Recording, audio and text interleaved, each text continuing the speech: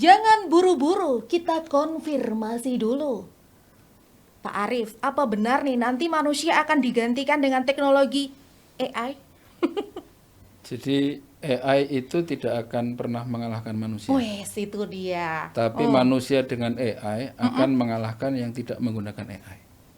Prinsipnya itu. Sebentar. Jadi ada sinergi nih antara AI dan manusia. Iya, karena AI Oke. juga mengandung resiko. Jadi Oh, tidak semuanya baik. positif. Sama lah kayak internet kan juga J. ada yang positif, ada yang negatif. Tapi ini teknologi baru yang lebih advance, Baik. yang bukan sekedar bisa membantu mencarikan, tapi membantu mikir dan dia punya learning system sehingga bisa jadi lebih cerdas dan lebih memahami konteks permasalahan yang kita sampaikan ke software atau aplikasi AI itu gitu. Oke, nah jadi kita tidak akan dikalahkan, tapi kita bisa bersinergi atau bisa menyatu nih dengan AI bahwa ini merupakan teknologi yang memang saat ini sangat-sangat lagi apa-apa AI gitu ya, Pak Arif ya, atau gimana tuh? Dan AI itu sebenarnya apa sih, Pak? Nah, Jadi yang pertama, semua hasil teknologi yang dinikmati oleh kita sejak zaman awal internet, termasuk mungkin sebelumnya ada J. radio dan sebagainya, itu kan hasil kolaborasi. Baik. Maka kolaborasi dari teknologi yang paling sederhana sampai mungkin yang sudah lumayan kompleks hari ini itu kan kerja semua orang. Nah, tapi dalam konteks ini memang ada yang namanya pionir, ada yang namanya follower, ada yang namanya tim hore-hore.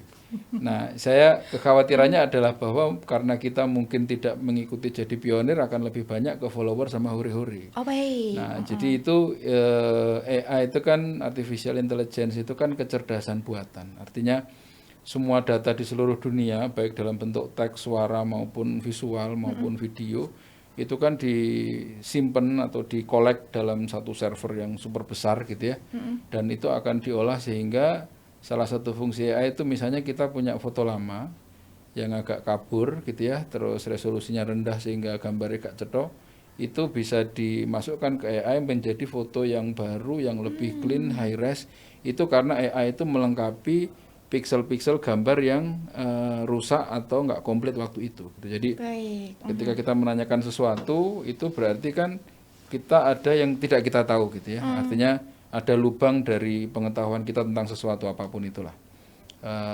Dan AI akan melengkapi itu karena dia punya source data dari seluruh dunia untuk akhirnya membentuk satu jawaban. Misalnya tanya artificial intelligence itu apa, dia akan bisa menjawab jauh lebih komplit daripada misalnya nanya ke manusia gitu. Oke, jadi ini adalah merupakan salah satu tren, begitukah, Pak Arif? Saya tidak melihatnya sebagai tren, tapi ini gelombang baru. Jadi jauh Oke. lebih serius ketimbang sekedar tren. Bukan hanya tren, tapi ini memang tadi sebuah gelombang yang harus bagaimana manusia bisa bersinergi ternyata ya. Ya, kalau tren itu kan kayak meteor gitu, terang sebentar habis itu hilang. Oke. AI ini sama seperti internet itu adalah sebuah gelombang yang nggak akan kembali lagi gitu. Artinya mereka yang pernah hidup di zaman AI atau mereka yang pernah hidup di zaman internet dulu lah, nggak usah sampai AI. Itu kalau sekarang tidak menggunakan internet itu rasanya sudah aneh karena menjadi satu part yang tidak terpisahkan dalam kehidupan kita. Nah, nanti kalau orang sudah belajar AI dan dia paham dan dia mengerti tahu manfaatnya, maka dunianya tidak akan pernah sama lagi dengan sebelumnya. Itu artinya gelombang. Jadi sebuah perubahan zaman tidak terelakkan yang sifatnya masif dan besar gitu. Oke, kalau tren kan sekedar up hilang, Ya, kayak hal gitu yang ya. viral Yang terus oke. mungkin gimmick-gimmick apa istilah jangan ya ya itu kan tren kecil-kecil gitu, Baik. tapi tidak Oke. tidak kalau pakai bahasanya Steve Jobs itu tidak push the human right forward gitu. Oke. Push the human race forward, sorry. Jadi tidak membawa kemanusiaan ke titik yang lebih maju di depan. Iya, itu dia. Nah, saya sekarang sedang berbincang dengan Pak Ari Budiman. Beliau adalah seorang praktisi periklanan Indonesia yang sudah melanglang buana bertahun-tahun ya ini di dunia periklanan. Nah, kalau misalkan tadi tidak menyebutnya sebagai tren kemudian ada atau ambilkan ini menjadi gelombang atau hal yang baru di dunia periklanan. Perkembangan periklanan nih, Pak Arif dari tahun ke tahun seperti apa sih? Ya Intinya adalah terjadi persilangan antara dunia komunikasi, dunia seni, dunia visual, audiovisual dengan teknologi. Jadi teknologi itu mengempower dan memampukan banyak hal yang kemarin mungkin tidak bisa, sekarang bisa. Contoh ya, misalnya saya lulusan ISI, Mbak, desain komunikasi visual di ISI, di Jogja Institut Seni. Itu nek gambar wajah ya, pakai pensil gitu, mungkin sekitar antara 15 sampai 30 menit dari orang duduk terus digambar. Lah saiki kalau kita punya, ada orang pengen digambar ilustrasi gitu ya, difoto terus masukin ke aplikasi kan nggak ada 30 detik udah jadi. Artinya ada waktu yang dipangkas, meskipun sekali lagi value dari hal-hal yang sifatnya manual itu akan jadi art, dia tidak hilang, akan jadi art. Tapi hal-hal yang sifatnya praktis, misalnya aku mau bikin brosur nih, tapi aku nggak mau pakai foto, aku mau kayak muka aku mau diilustrasi, ya cuman butuh 30 detik. 30 detik saja. Ya, jadi sekarang bisa lebih cepat karena kan itu tergantung internetnya, tergantung jenis software, tergantung HP ini kreditan Bokes gitu misalnya. Istilahnya sekali kedip kita bisa mendapatkan apa yang kita mau. Ya, sekarang ada. Ya, yang membedakan adalah apakah orang yang mengendalikan software itu punya kemampuan sense, taste, artistik yang bagus atau tidak gitu. Karena akhirnya semua yang bisa didigitalkan dengan kemampuan yang ada sekarang akan didigitalkan. Kayak iso bahasa Perancis gak apa-apa kan ada Google Translate. Nggak bisa bahasa Jawa ya nggak ada problem karena translate-nya itu sudah real time sekarang. Tapi bagaimana kita berbahasa yang baik, menghormati orang, bisa menolong, itu kan bukan bagian dari yang bisa teknologi sajikan. Itu kan something yang merupakan hasil budidaya kolaborasi antara pikiran, hati, dan mungkin passionnya setiap orang gitu, jadi beda-beda. Jadi kalau bahasa sederhananya adalah kalau dia orang baik dengan segitu banyak dukungan teknologi, harusnya dia jadi makin baik. Tapi kalau dia jahat ya kemungkinan akan jadi lebih jahat gitu. This is the two sides dari teknologi, dua sisi mata pisau dari perkembangan teknologi ke depan. Tinggal bagaimana nih kita sebagai tadi pionir-pionirnya tadi ya, bukan hanya sebagai tim hurai. Nah, kalau misalkan tadi apa namanya dunia periklanan sekarang kan sudah tadi sudah kita banyak menggunakan AI. Nah, sejauh mana sih AI menguasai dunia periklanan sekarang ini? Yang pertama sebelum sampai ke situ ada yang disebut sebagai digital mindset. Baik. Itu adalah pola pikir bahwa manusia atau human being ini adalah sentral dari semua pergerakan teknologi. Jadi jangan sampai kita justru sangat tergantung atau dikuasai bahkan oleh teknologi yang sekarang memang sebegitu canggihnya. Jadi tuan rumahnya atau pilotnya itu adalah manusia, itu dulu satu. Baik. Terus yang kedua, dalam konteks perkembangan periklanan, sebenarnya AI itu sudah dari hulu sampai ke hilir. Jadi dari mulai cara mencari ide, itu kan ada namanya pola pikir konvergen sama divergen. Divergen itu bagaimana kita mencari ide. Kan kalau sebelum ada komputer kan kita nyari ide apa ya, coret-coret di kertas. Yeah. Sekarang sambil coret-coret kita juga bisa nanya, tolong carikan aku ide untuk iklan sebuah jeep yang bisa mendaki sampai let's say misalnya 60 derajat atau 45 derajat gitu. Ya dia akan nyari sambil kita nyari. Artinya kita mendapatkan pengayaan ide. Jadi variasi alternatifnya bisa banyak. Itu dari sisi ide. Terus misalnya kita pengen bikin, aku pengen bikin logo nih, logo jeepnya belum ada. Tolong bikinin logo jeep dengan karakteristik konsumen begini, karakteristik produk begini. Dia akan keluar. Tapi kan kita lihat ini sudah bagus apa belum, sudah sesuai atau belum. Karena era internet sekarang itu menurut saya sudah lumayan mature ya, dewasa. Tapi AI ini masih istilahnya kalau dulu Steve Jobs nyebut tuh baby internet. Jadi ini baby AI. Jadi misalnya bikin buatkan saya foto realis seorang penari gitu. Kadang-kadang jarinya 7 atau 6. Atau 4. Terus misalnya hidungnya geser ke pipi gini. Karena teknologinya dia kan ngumpulin semua data nih sak dunia. Terus ketika dikumpulin mungkin naruhnya karena itu kan berbasis algoritma ya. Jadi bisa nggak ketemu. Jadi dari visual dikonversi ke kode-kode, angka, hitungan matematika, algoritma gitu. Terus ketika masuk kembali lagi ke visual, itu jadi ada beberapa hal yang mungkin perlu perbaikan lah bahasanya gitu. Baik, jadi belum apa namanya juga masih banyak juga hal-hal yang tadi ya kadang-kadang Ya. ada selip-selip. Ya misalnya kita bikin lagu gitu ya, bikin lagu kan bisa. Tolong Oke. bikinin syair gitu. Iya. Ya, begitu syair jadi tolong bikin lagu. Kadang kalau musisi, kok lompatan nadanya aneh gitu. Jadi nggak fully harmonis dari ujung sampai ke ujung. Atau ketika dia bikin syair, tolong bikinin syair di pagi hari sedang minum kopi. Itu kadang-kadang ada kata-kata yang nggak nyambung gitu, Mas. Apa namanya pengertian pemahaman kita dengan bahasa lagu sehari-hari itu bisa beda. Tapi ini kan learning system. Jadi dalam bayangan saya mungkin dalam 2-5 tahun ke depan itu sudah mulai makin canggih gitu. Oke, jadi yang sekarang ini masih baby istilahnya ya. Ya kalau kita mau beli yang bayar lebih nggak baby. Jadi Oh, yang gratisan oke. memang kadang-kadang tingkat bug atau errornya masih lebih banyak. Oke, nah itu dia. Nah, Pak Arief, kemudian apa sih yang harus kita lakukan nih sebagai mungkin kayak pelaku usaha atau pionir-pionir muda sekarang nih yang dilakukan untuk mengaplikasikan atau menggunakan AI ini sebagai mungkin kayak iklan dan lain sebagainya. Apakah ada tantangan-tantangan atau tadi mungkin Pak kalau yang berbayar ya memang lebih bagus dan lain sebagainya atau bagaimana? Ya kadang-kadang sisi tidak apa ya, sisi kurang mendukungnya itu ketika misalnya klien atau pemilik brand bilang, "Lho kan kuwi wis nganggo AI, Mas. Mosok isih mahal Oh, harganya." Gitu. baik-baik, Nji. Sehingga ketika orang sekarang bikin reels gitu ya, karena semua orang sudah punya handphone, saat reels itu 50.000 sampai 100.000. Baik. To compare gitu ya, kayak misalnya saya pernah bikin iklan gudang garam tuh 90 detik tuh 1,5 miliar.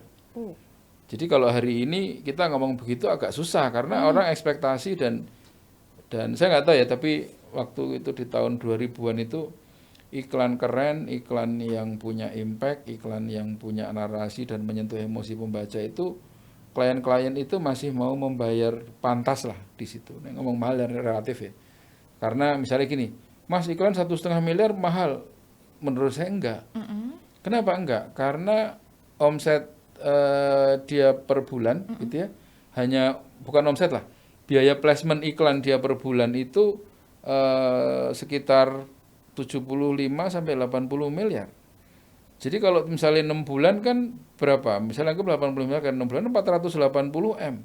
Untuk membayar materi yang 1,5 M itu jadinya murah gitu. Ya jangan dikompar 1,5 M dengan yang reels yang Oke. 100.000 itu karena nggak apple to apple kan. Oke, baik. Jadi tapi sekarang memang menjual karya iklan atau karya kreatif dengan biaya yang pantas itu tidak bisa lagi hanya dengan menjual karya. Harus ada namanya strateginya, Baik. harus ada big idea-nya dan kita bisa menyampaikan, memvisualisasikan ini kira-kira impact-nya seperti apa dan nanti untuk target audiens peningkatan marketnya seberapa besar gitu. Nah dalam konteks digital ukuran-ukuran yang berupa angka, berupa data statistik ini kan semakin bisa dilihat.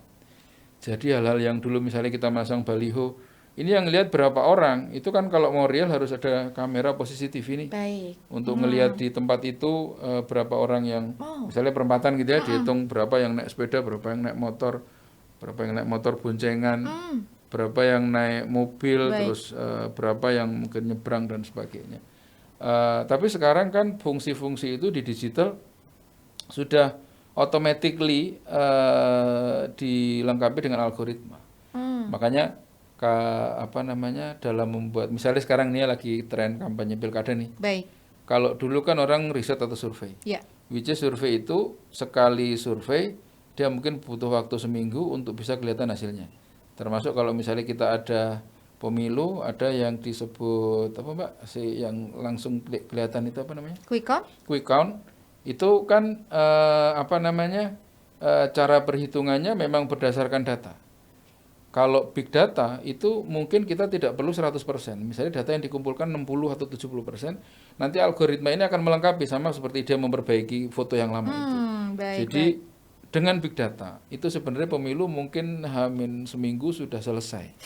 Angkanya sudah kelihatan. Jadi selalu terutama misalnya untuk kandidat yang punya selisih suara yang lebih tinggi dari margin error. Baik, Jadi oke. misalnya margin error 2 atau 3%, dia udah leading sekitar let's say 7 atau 10%, itu data itu tidak akan berubah. Kecuali ada force majeure ya, maksudnya force majeure itu ada kejadian apa gitu. Tapi pemilu ini sebenarnya dengan kampanye yang sudah dijalankan tuh H-3 aja itu pasti udah ketahuan. Wow, Kecuali memang oke. selisihnya 1-2% itu mungkin masih ada pengaruh apa namanya pergeseran, tapi tidak akan banyak. Ya batasnya margin error itu. Tapi kalau dia misalnya satu kandidat sudah leading sampai 10% ya perubahannya nggak jauh. Oke. Nah, itu tadi ya. Dan Pak Arief, jadi teknologi AI ini sebenarnya bisa diaplikasikan bukan hanya di periklanan, tapi semuanya. Ya semua bidang yang sesuai sebenarnya. Karena AI itu kan teknologi itu kan sebenarnya memvisualkan yang kemarin tidak bisa divisualkan. Baik. Membuat tangible sesuatu yang intangible. Misalnya contoh menghalangi hujan atau menurunkan hujan. Kan teknisnya macam-macam gitu ya. Tapi kalau dengan AI kan itu juga bisa ketahuan dari data cuaca di daerah itu segala macam. Baik, baik, Sekarang baik. misalnya kering nih, kita mau bikin treatment apa, terus kira-kira hujannya kapan. Itu sekarang jauh lebih detail gitu. Jadi termasuk ya zaman sampai hari ini kan belum ketemu teknologi yang bisa memprediksi gempa bumi. Tapi saya bayangkan mungkin dalam 2, 3 atau mungkin 5 tahun itu pasti akan ketahuan karena data gempa bumi seluruh dunia bisa diintegrasikan. Sehingga itu kan kita pelajari apa polanya. Baik. Kalau polanya nggak komplit, maka AI akan melengkapi pola itu sehingga kita bisa membaca. Kalaupun geser itu mungkin tidak. Nah sekarang yang lagi seru kan yang megatrust. Ya. Megatrust itu sekarang sudah mulai bisa ditentukan titik-titik mana yang punya resiko paling besar terjadinya. Iya. Sehingga kalau resikonya melebihi ambang angka tertentu gitu ya, maka harus dilakukan evakuasi segera. Dan itu karena memang waktunya mungkin masih 2 atau 3 tahun lagi gitu, itu bisa dilakukan. Nah, kalau dulu kan orang berdebat nggak pakai data kan bertengkar aja jadinya. Nah, sekarang kan sudah ketahuan kenapa? Karena di sini seismografnya begini, ini angkanya sekian segala macam. Secara sains sih akan terjadi megatrust di sini, tapi mungkin 7 tahun lagi. Misalnya begitu. Nah, dalam konteks memahami konsumen juga akhirnya semua orang kan coba punya aplikasi berapa sekarang di handphone kan dia minta akses Oke. lokasi apa segala macam. Artinya layanan makanan online gitu ya atau pengantaran online itu sebenarnya tahu kebiasaan kita. Dia tahu seminggu kita pesen apa, dia tahu kita suka minum apa. Nah, buktinya apa? Buktinya kalau misalnya saya nih seneng ayam goreng gitu ya, terus 2 minggu saya nggak pesen akan ditulis, Arif 2 minggu ini kamu nggak pengen Ya, makan ayam sudah goreng lagi. diingatkan. Itu sebenarnya kan rahasia hidup kita di situ. Betul. Termasuk misalnya kita punya belanja online gitu ya.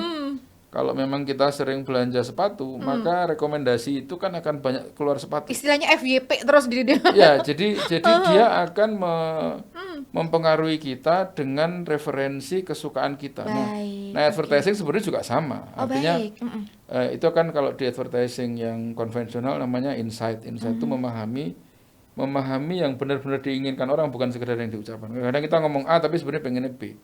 Nah, itu ada yang expert di bidang advertising itu dia harus menggali sebenarnya jawaban yang paling benar itu apa. Nah, penggalian itu sekarang sudah mulai discientifickan dengan big data itu. Kan temannya big data itu akhirnya jadi artificial intelligence itu kalau sudah berbentuk satu format yang lebih komprehensif dan utuh gitu. Oke, jadi tadi ternyata dunia periklanan bukan hanya dunia periklanan, tapi ada sinergi-sinergi dengan bidang-bidang lain yang memang ada hubungannya juga gitu ya, bisa melakukan teknologi atau menggunakan teknologi ini. Nah, kalau misalkan kita sebagai pelaku usaha terus untuk pengiklanan, teknologi ini apakah kita memang harus yang tadi menggunakan berbayar atau memang harus dengan yang biasa saja bisa? Atau bagaimana? Atau ada perbedaan yang signifikan? Ya kalau dagang kan ilmunya sederhana ya. Maksudnya apa yang kita keluarkan atau pengeluaran itu tidak boleh lebih besar dari pemasukan biar nggak rugi. Artinya ketika memang bisnisnya tidak besar dan tidak perlu otomatisasi yang sangat canggih gitu, maka yang gratis-gratis itu ya masih bisa dilakukan. Kan sebenarnya kerjasama atau kolaborasi kita sama aplikasi AI itu kan data yang kita masukkan ke situ kan akan dikolek sama dia. Misalnya semua jenis pertanyaan kita, semua foto yang kita upload itu kan suka tidak suka akan menjadi bagian dari koleksi datanya dia gitu. Jadi timbal baliknya apa? Kita dapat jawaban. Misalnya contoh AI yang paling masif itu kan sebenarnya sudah dimulai di era let's say Google Map. Google Map itu kan awal-awal kita tahu kebelasuk bolak-balik atau misalnya kudune ning kene ternyata sawah, terus iki ketemu jemuran malah harusnya ketemu jalan. Iya, benar. Tapi makin ke sini kan sudah mulai real time. Bahkan kalau sekarang di Jogja ini yang kota misalnya itu kan ada sekitar 260 gitu CCTV. Wow. Dan kalau CCTV itu terhubung dengan online, maka tidak akan lama lagi kita bisa melihat real time suasana lalu lintas dan tempat-tempat strategis misalnya Beringharjo, Malioboro, TVRI itu memang langsung dari Google Map.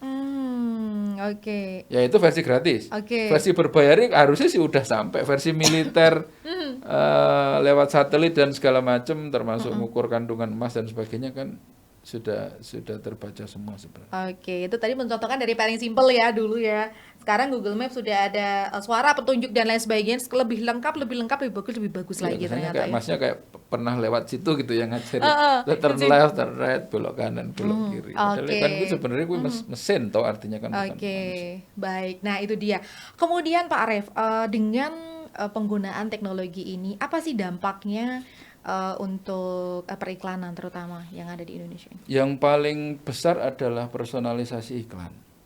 Karena masing-masing orang itu kan sebenarnya punya satu keunikan. Baik.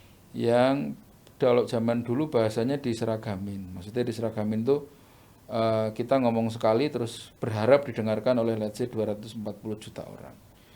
Ternyata tidak begitu. Kita misalnya kebetulan anak saya satu ya. Kalau punya anak 3, cara ngomongnya aja 3-3-nya nggak sama. Padahal kan produksi ini yo sama gitu ya. Maksudnya ayah ibunya yo sama. Tapi kan hal-hal itu tidak sama persis. Milih jenis sepatu yo mereknya beda, warnanya beda gitu ya. Nah personalisasi iklan itu sama seperti apa ya, teknologi awalnya itu sama kayak tadi misalnya kita sering beli sepatu maka akan disodorin sepatu. Semakin banyak jenis sepatu. Misalnya kita mau beli handphone baru nyari aja itu misalnya nyari handphone yang harganya misalnya 8 juta. Maka rekomendasi yang keluar adalah handphone dengan harga 7 juta, 8 juta, 9 juta sekitar itu. Handphone murah nggak akan ditawarin ke kita. Karena dia sudah tahu bahwa kita ini niatnya nyari handphone yang segitu gitu. Nah, personalisasi ini punya kemungkinan penetrasi yang lebih tinggi dari iklan yang disampaikan tanpa pemahaman insight audience. Jadi nek arep merayu untuk membeli sesuatu atau memberikan diskon pada orang yang tepat gitu ya. AI ini akan bisa membantu kita membidik sasaran yang lebih fokus gitu.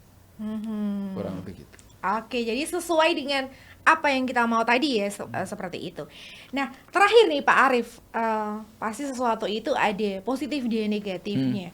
Dari sisi apa namanya, bukan negatif sih, mungkin kayak apa namanya, sisi tantangan tersendiri untuk teknologi ini. Ya segala sesuatu yang baru itu kan apa namanya, memaksa kita untuk berubah ya. Baik. Artinya kalau zaman dulu orang nulis coding pakai kode yang susah, sekarang itu kan tinggal nuliskan, tolong buatkan saya foto payung merah dan hitam ditaruh di dekat pintu gitu. Itu sebenarnya kan bahasa coding, tapi sudah dibahasakan ke bahasa manusia sehingga lebih sederhana. Nah, sisi negatifnya adalah memang di AI kan juga ada aturan ini ya, boleh nggak boleh gitu. Jadi misalnya pornografi atau yang kekerasan apa segala macam itu sama dia diblok kan. Nah, hal-hal yang begitu itu lumayan membantu. Tapi secara umum sama seperti adanya internet, nggak usah internet deh. Kita punya satu korek api kan juga bisa ngobong sak gedung tapi juga bisa bakar jagung gitu. Jadi hal-hal ini yang rasa-rasanya secara panduan moral, panduan etik, panduan benar salah itu memang menjadi bagian dari kita yang memutuskan sebagai human being, sebagai manusia. Oke, nah terakhir nih Pak Arief, segi positifnya nih, apa sih yang kita lakukan sebagai mungkin pelaku atau di sini pioner-pioner muda dan lain sebagainya untuk teknologi ini harus diapakan nih kira-kira? Ya, ide dasarnya adalah ini akan membuat pemikiran kreatif kita menjadi semakin tidak terbatas. Artinya kan dulu misalnya contoh nih, saya mimpi terus bangun. Saya tidak ingat semua, tapi ada beberapa visual yang kebetulan saya sempat lihat. Saya bisa tuliskan ulang di AI untuk merekonstruksi apa yang saya impikan. Oh, Karena zaman dulu juga seniman-seniman musik gitu ya, beberapa kali mendapatkan lirik lagu dari mimpi terus dia tulis, kayak misalnya Jeffrey Al-Bukhari itu pernah mimpi terus apa namanya jadi lagu gitu. Nah, AI ini sebenarnya menjembatani antara dunia imajinasi kita dengan realitas. baik. Harusnya semakin bisa lebih nyambung. Jadi ke depan yang paling dibutuhkan untuk apa namanya mengakselerasi perkembangan ini adalah kreativitas yang dimiliki oleh manusia. Karena sekali lagi sebagai pusat dari digital mindset, kita yang menentukan mau mengerjakan apa atau mengachieve mencapai apa. Dan AI ini menjadi satu tools yang akan mempercepat apa yang akan kita wujudkan. Oke, begitu. Jadi tetap ya ada sisi bagaimana positif dan negatifnya, tinggal kita bagaimana menyikapinya. Teknologi ini bukan sebagai pesaing, bukan sebagai tren, tapi adalah merupakan gelombang baru yang harus sama-sama bagaimana kita bisa menyikapinya dengan baik. Gitu ya, Ya, Pak Arif ya. siap. Oke, baik, terima kasih. Demikian obrolan kita dengan Bapak Arif Budiman. Beliau adalah seorang praktisi periklanan Indonesia yang sudah ngobrol bersama kita di kesempatan kali ini. Jangan buru-buru, kita konfirmasi dulu.